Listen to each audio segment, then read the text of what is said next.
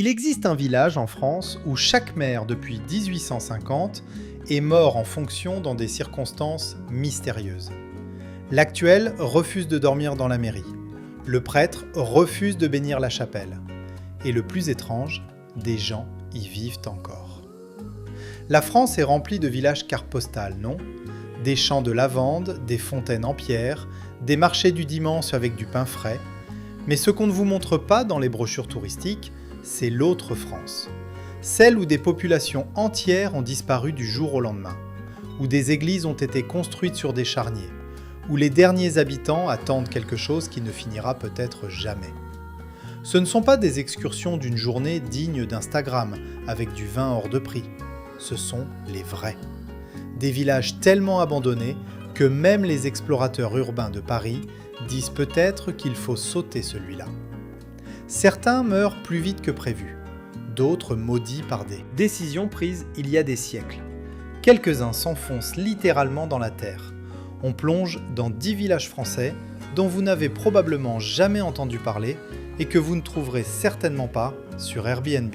Vous pensez connaître la campagne française effrayante ? Bien sûr. Mais connaissez-vous le village où ils entendent encore les cloches de l'église qui est sous l'eau depuis 40 ans ? Et croyez-moi, vous n'êtes pas prêt pour ce qui suit. Abonnez-vous pour que la prochaine fois que vous planifiez un road trip en Provence, vous évitiez accidentellement les endroits d'où les gens ont cessé de revenir. Décomposons tout ça. Numéro 10. Oradour-sur-Glane. Oradour-sur-Glane. Le village que la France a refusé de reconstruire. Ce n'est pas du folklore. Oradour-sur-Glane est un mémorial figé en 1944. Le 10 juin, la Waffen-SS a rassemblé 642 personnes dans l'église et les granges. Puis, ils ont tout mis à feu. 6 personnes ont survécu. Charles II, Gaulle a dit « Laissez-le exactement comme il est tombé ». Les ruines sont toujours là. Voitures brûlées, machines à coudre fondues, un landau fusionné au pavé. Population aujourd'hui ? 0. 300 000 visiteurs par an. Le nouveau village, à 500 mètres, compte 2500 résidents qui survivent financièrement en revivant ce jour. Ce que c'est de visiter. Le bon côté, c'est l'un des sites de la Seconde Guerre mondiale les mieux préservés. Le mauvais côté, vous marchez dans un charnier. L'église a encore des impacts de balles sur l'autel. Reddit 2019. Personne du nouveau village ne va aux ruines après la nuit. Pas à cause des fantômes, parce que ça semble mal. Bon, la France a dit on ne touche pas à ça. La plupart des pays reconstruisent, la France a dit non, ça reste. Imaginez vivre à 500 mètres où 642 personnes ont été assassinées et votre économie dépend de gens qui viennent voir où c'est arrivé. Le maire préside techniquement les 2 villages. Comment ? Vous mettez ça sur un CV. Imaginez ça, vous marchez par la porte, pavé glissant, l'église se profile, mur noir, clocher effondré. Vous entrez, lumière à travers les trous du toit, l'autel, les impacts de balles, l'air plus froid. Vous réalisez que vous vous tenez où des gens sont morts en suppliant. Un groupe scolaire arrive, vous partez. À Paris, vous visitez Notre-Dame pour sa beauté. À Oradour-sur-Glane, pour vous souvenir de ce dont les humains sont capables. Marcheriez-vous dans ces ruines, seul au crépuscule ? Oui, pour rendre hommage, ou non, certains endroits ne sont pas faits pour la nuit. Commentaire. Et si vous pensiez qu'un village mémorial était sombre ? Attendez celui où un gars a acheté un village entier sur eBay et vit maintenant seul. Numéro 9. Courbefy. Courbefy. Le village sur eBay pour 300 000 €. En 2010, Hae a acheté un village français entier sur eBay. 20 bâtiments, une église, une école. Quand il est arrivé, il a réalisé pourquoi. C'était si bon marché, tout le monde était déjà parti. Haute-Vienne, 80 km à l'est de Limoges, population 1800, 100 résidents. 2000, 0. Mort rurale lente. Le propriétaire ne pouvait pas l'entretenir, il l'a mis sur eBay. AAE a gagné avec de grands rêves, retraite d'artiste, écotourisme. 15 ans plus tard, il est seul, sa famille est partie. Population 1.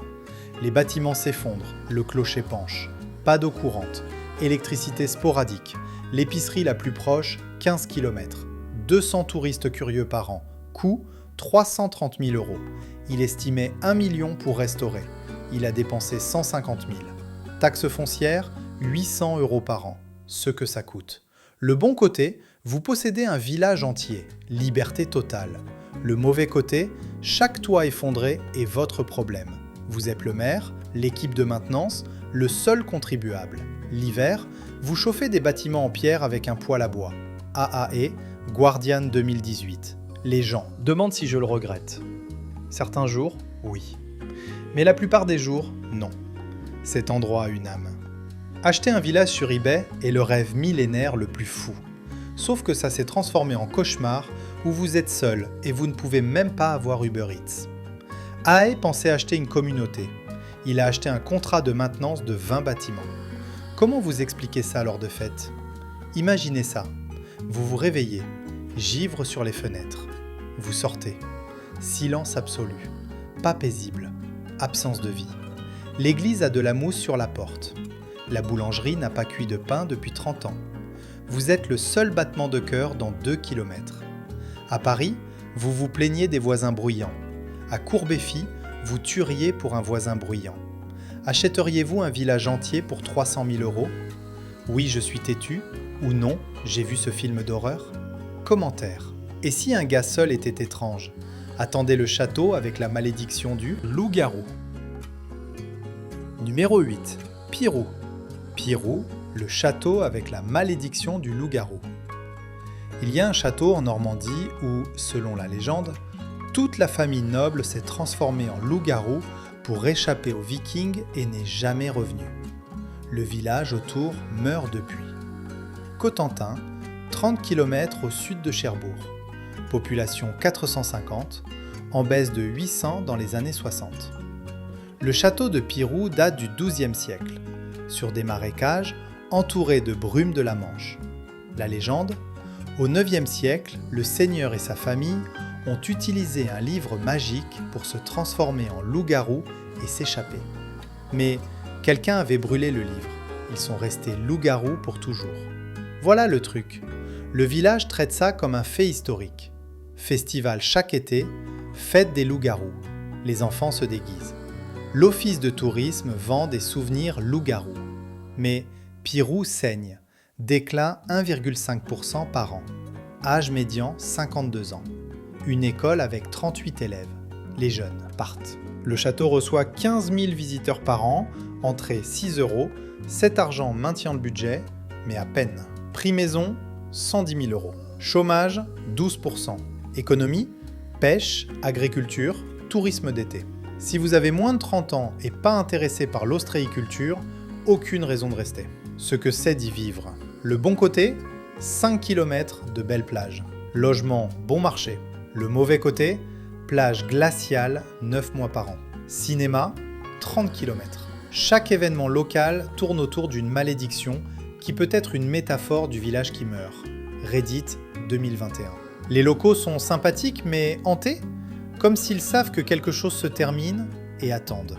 La stratégie marketing est « Venez voir le château où les gens se sont transformés en loups-garous ». Imaginez être le maire et votre plan économique est « Peut-être que si on penche dans la malédiction, les touristes viendront ». Spoiler, pas assez pour empêcher les écoles de fermer. 1. Festival de loups-garous chaque année. C'est un mécanisme d'adaptation. Imaginez ça. Vous marchez dans le château au crépuscule, le marécage brillant. Vous atteignez la tour où la famille a fait le rituel. Le vent se lève. Vous entendez quelque chose. Vous partez plus vite. 3 maisons avec des panneaux « à vendre ». La vraie malédiction n'est pas les loups-garous, c'est la démographie. À Paris, les légendes sont des attractions. À Pirou, la légende maintient les lumières allumées. Passeriez-vous une nuit dans un château maudit, sachant que le village disparaît ? Oui pour l'histoire, ou non, je ne plaisante pas avec les malédictions ? Commentaire. Et si les loups-garous étaient sombres, attendez le village que le barrage a noyé. Numéro 7. Oust. Oust. Le village que le barrage a noyé. En 1950, le gouvernement avait besoin d'énergie hydroélectrique. Alors, ils ont inondé toute une vallée. Oust n'a pas été détruit, mais ses terres agricoles, tout ce qui le rendait vivable, disparu. Sous l'eau. Les gens qui sont restés meurent lentement depuis. Ariège, Pyrénées, 100 km au sud de Toulouse. Avant le barrage, population 800. Aujourd'hui, 450. En 1949, construction du barrage de Niort. 1951, le réservoir s'est rempli. 300 hectares sous l'eau. Famille mal indemnisée. Voilà le truc.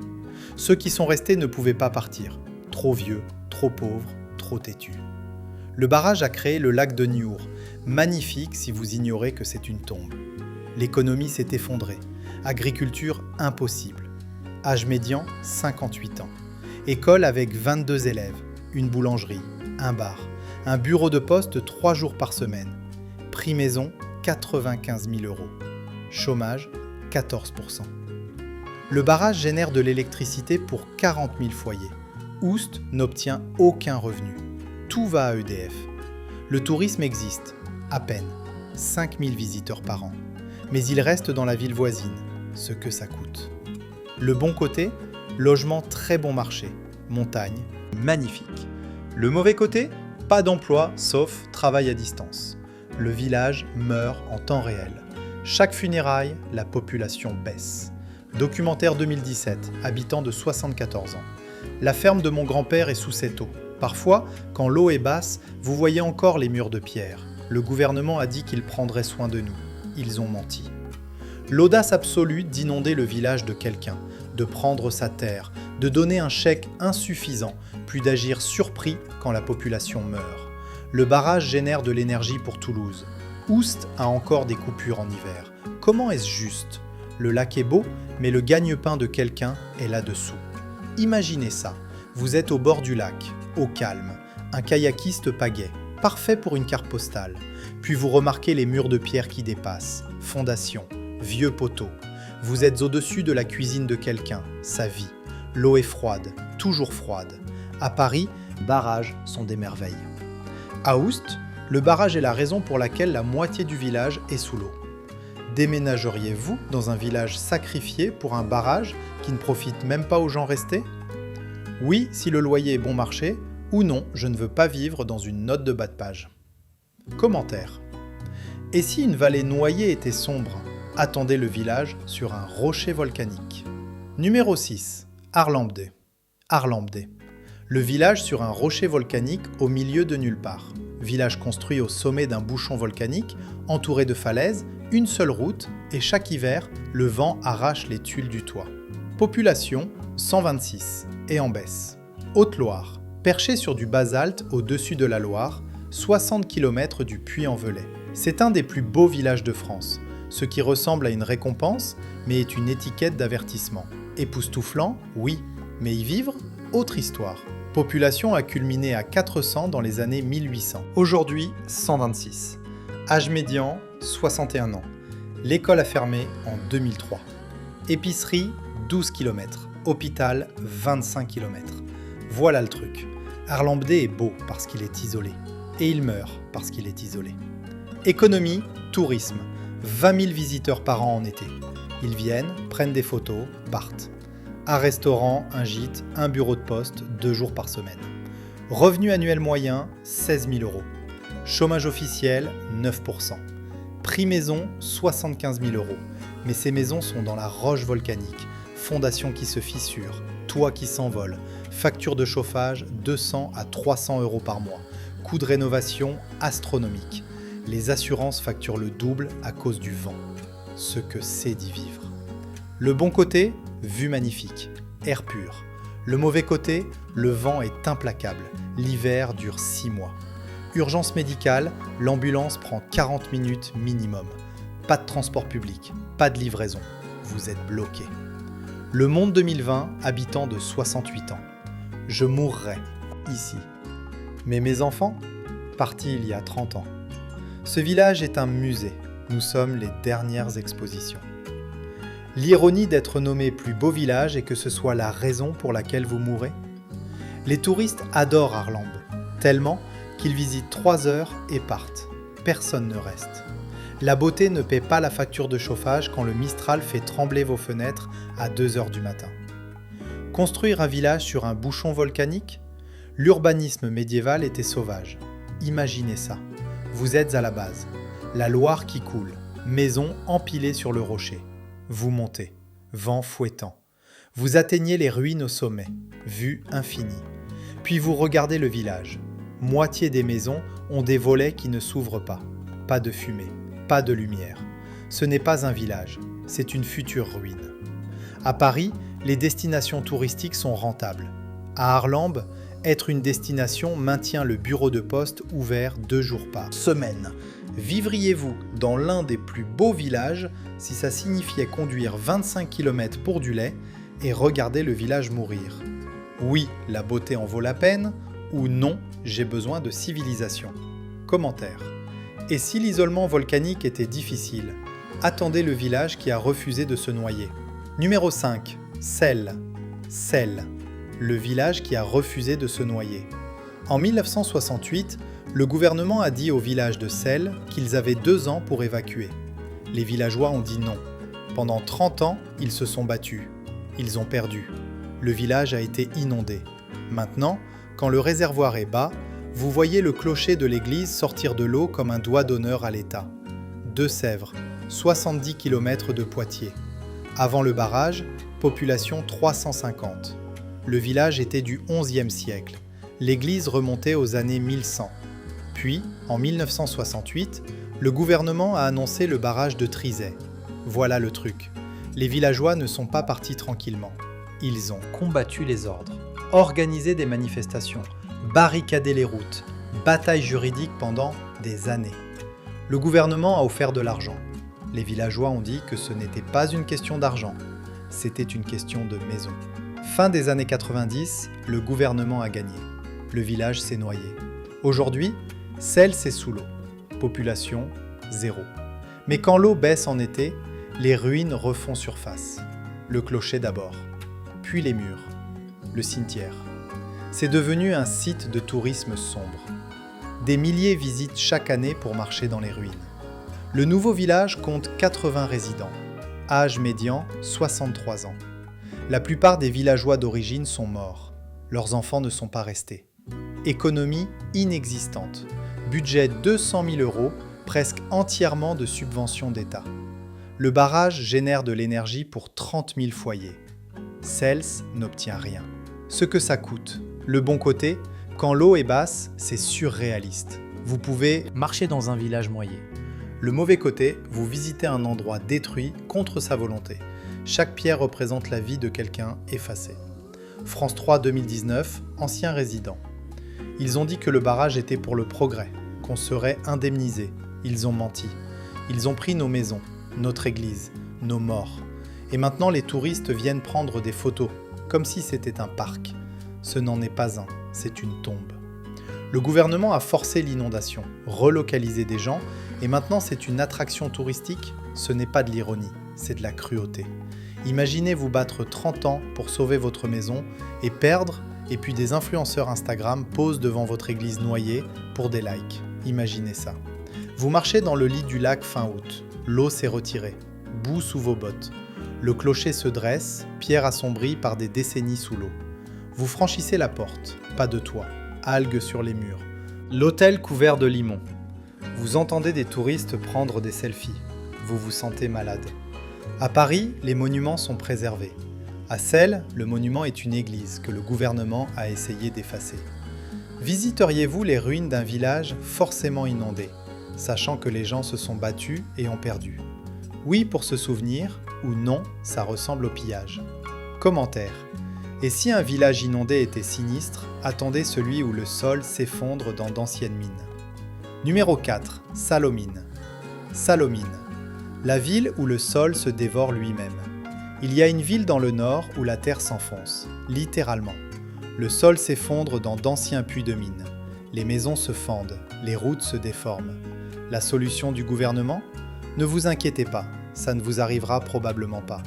Pas-de-Calais, 5 km au nord de Lens, cœur de la région charbonnière. Population a culminé à 12 000 dans les années 60. Aujourd'hui, 9 500, en baisse. Les mines ont fermé, mal scellées. Maintenant, 40 ans plus tard, le sol s'effondre. Depuis 2000, plus de 30 gouffres. En 2017, un gouffre de 20 mètres de large s'est ouvert du jour au lendemain dans une rue résidentielle, sans avertissement. La réponse? Ils l'ont clôturé, étudié 6 mois, rempli de béton et dit « on surveille ». Le problème? Les anciens tunnels. Partout, sous les maisons, sous les écoles, vides, se dégradant. Quand ils s'effondrent, la surface suit. Déclin 0,8% par an, chômage 18%, plus du double du national. Revenu moyen 18 000 euros. Taux de pauvreté 32%. Prix maison 85 000 euros. Mais le cauchemar, les assurances annulent la couverture. Si votre maison est en zone à haut risque, pas d'assurance structurelle. Si un gouffre s'ouvre sous votre maison, le gouvernement pourrait vous indemniser. Peut-être. Processus qui prend des années. Ce que c'est d'y vivre. Le bon côté, logement bon marché, communauté soudée. Le mauvais côté, le sol pourrait littéralement avaler votre maison. Le gouvernement a identifié 400 bâtiments à risque et n'a rien fait. Reddit 2021. Mon père était mineur. Il a dit que la compagnie n'a jamais scellé les tunnels correctement parce que c'était cher. Maintenant, on paie. L'allée de mon voisin s'est effondrée, juste disparue. Trou de 6 mètres. Le maire est venu, a pris des photos, est parti. On est seul. La solution du gouvernement est on surveille. Surveiller quoi? Le compte de gouffre? Ce n'est pas une solution. C'est une clause de non-responsabilité. Le fait que les assurances refusent, ça dit tout. Quand les assurances ne vous touchent pas, vous êtes dans une catastrophe en attente d'être reconnu. Imaginez essayer de vendre. Excellent emplacement, 30% de chance que le sol la mange dans 5 ans. Imaginez ça. Vous promenez votre chien. Matin. Vous passez un gouffre clôturé de 2019. Mauvaise herbe. Vous continuez. Le trottoir bouge sous votre pied. Probablement rien. Vous marchez plus vite. Vous voyez une fissure dans une fondation, capillaire mais profonde, du sol au toit. La maison est occupée. Lumière allumée. Quelqu'un y vit. Vous vous demandez s'ils savent. À Paris, les vieilles infrastructures sont historiques. À Sallaumines, elles essaient de vous tuer.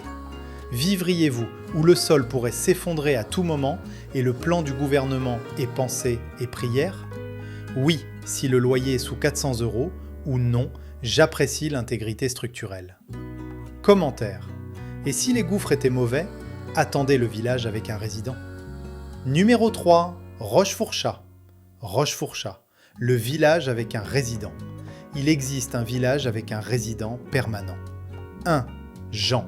Il est le maire, il est l'électorat, il est le seul contribuable. Quand il mourra, le village mourra avec lui. Drôme, 60 km de Valence, dans les Alpes. Population 1900, 120. 1950, 30.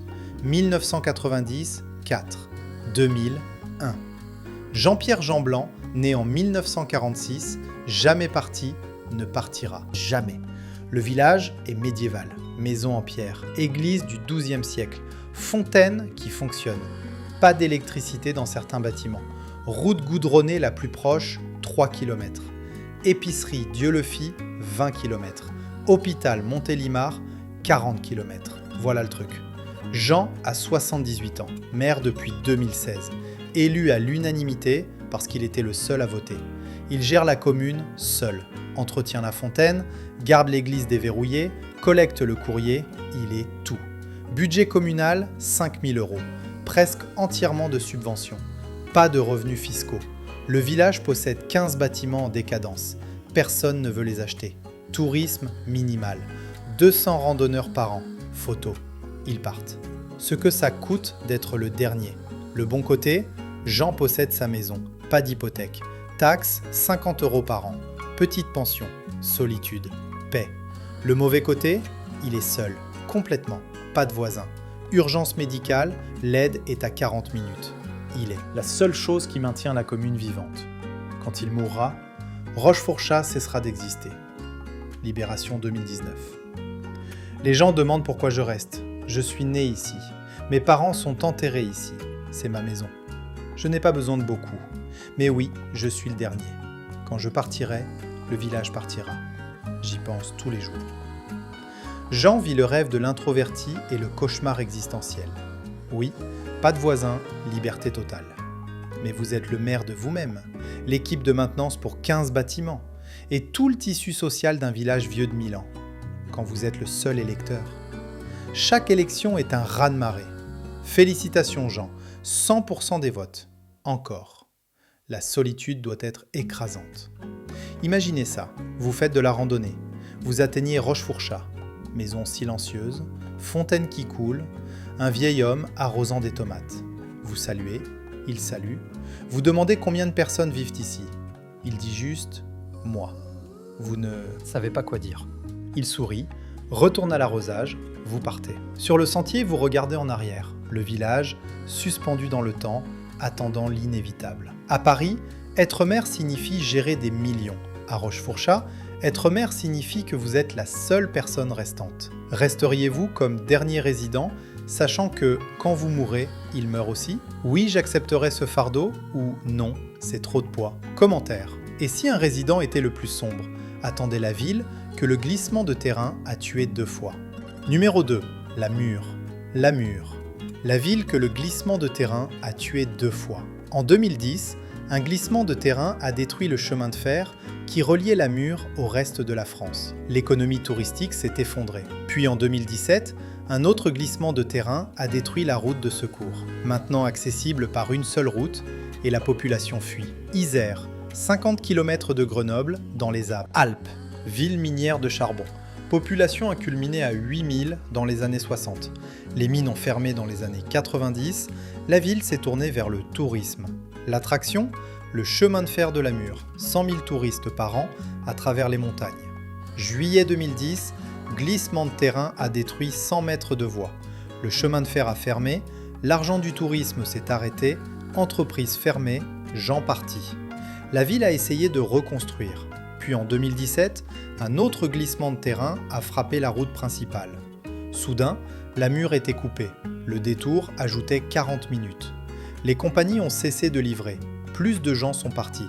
Aujourd'hui, population 4500 et chute rapide. Déclin 2% par an. Chômage 15%. Le chemin de fer est toujours fermé. Tourisme en baisse de 70%. Prix moyen maison 90 000 €. Mais personne n'achète. Propriété reste sur le marché pendant des années. Impôts locaux augmentent, ce qui pousse plus de gens à partir. Spirale de la mort. Loyer 450 €. Mais pas d'emploi. Centre d'emploi Grenoble, 1 heure de route. Si vous travaillez à distance, c'est faisable. Sinon, vous partez. Ce que c'est de regarder une ville mourir. Le bon côté, les Alpes sont magnifiques. Logement bon marché. Le mauvais côté, l'infrastructure s'effondre. Les glissements de terrain ne s'arrêtent pas. Le gouvernement a déclaré la zone à haut risque. Les assurances se retirent. Chaque hiver, les résidents se demandent si la route survivra. Ce n'est pas si la ville meurt, c'est quand. Le Dauphiné libéré, 2020. J'ai grandi ici, je pensais élever mes enfants ici. Mais le chemin de fer est parti, les touristes sont partis, la moitié de mes amis sont partis. La montagne nous pousse dehors. L'univers essaie activement de tuer cette ville? Un glissement de terrain, tragique. 2. Catastrophique. La montagne a dit « Je veux que tu partes ». La réponse du gouvernement? On étudie ça. Étudiez plus vite. La ville meurt pendant que vous prenez des échantillons. À quel moment vous acceptez que la nature a pris sa décision et vivre à la base d'une montagne instable est un mauvais plan? Imaginez ça. Vous conduisez vers la Mure. Virage, falaise, précipice, panneau, attention, risque d'éboulement. Vous voyez les cicatrices où le glissement de 2017 s'est produit. Vous atteignez la ville. Moitié des magasins fermés, panneaux, alloués, partout. C'est calme, trop calme, abandonné. Une famille charge des cartons dans un camion.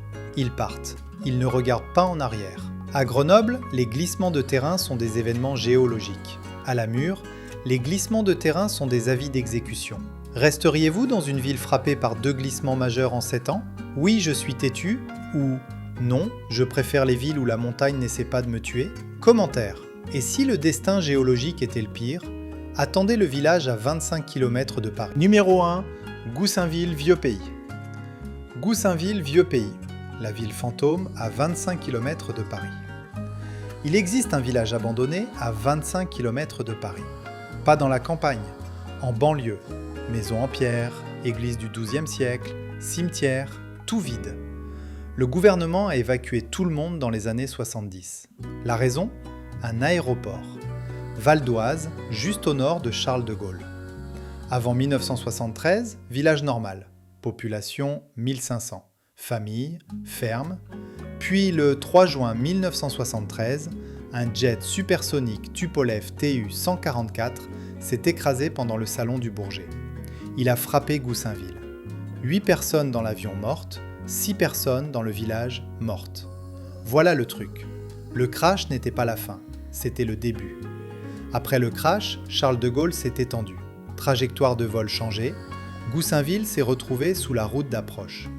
Jet rugissant toutes les 2 minutes, 100 décibels.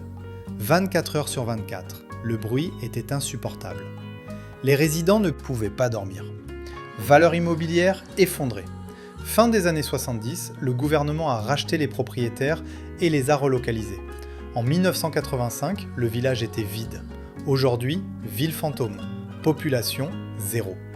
Les bâtiments sont toujours là. L'église verrouillée mais intacte. Rue envahie. Cimetière abandonné. Vous pouvez y marcher, c'est légal, mais personne n'y vit.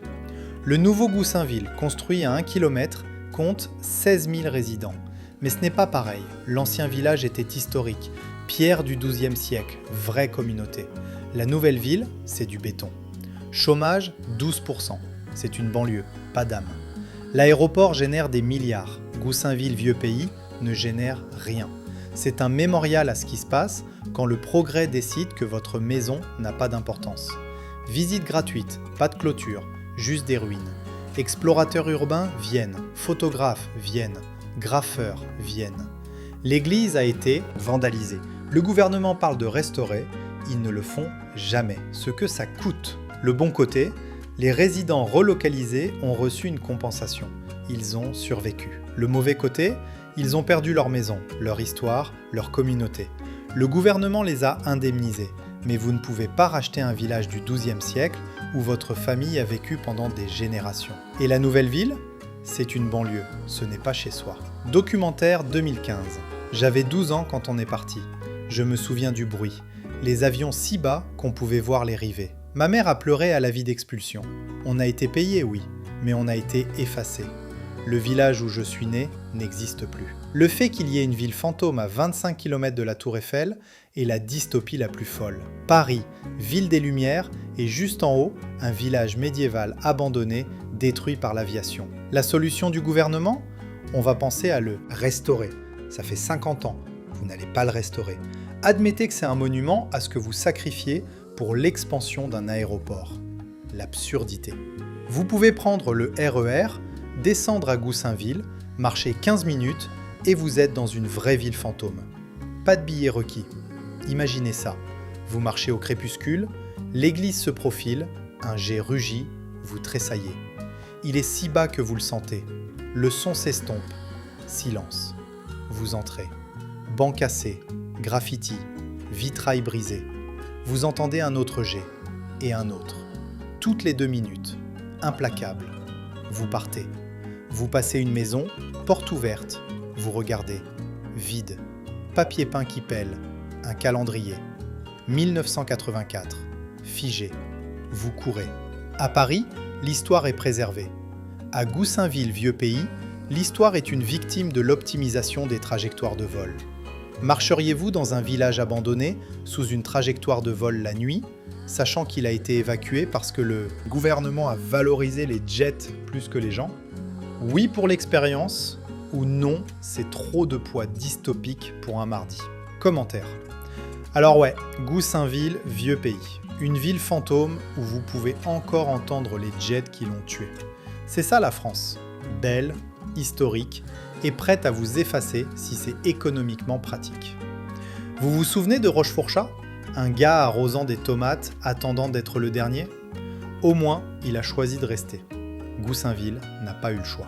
Likez cette vidéo parce que maintenant, vous savez qu'il y a un village médiéval abandonné à 25 km de Paris et vous pouvez juste y marcher. Abonnez-vous parce que la prochaine fois que vous planifiez un voyage en France, vous saurez quels villages sont maudits, lesquels s'enfoncent et lesquels sont à un glissement de terrain de l'extinction. Croyez-moi, l'Office du tourisme ne vous dira pas cette partie.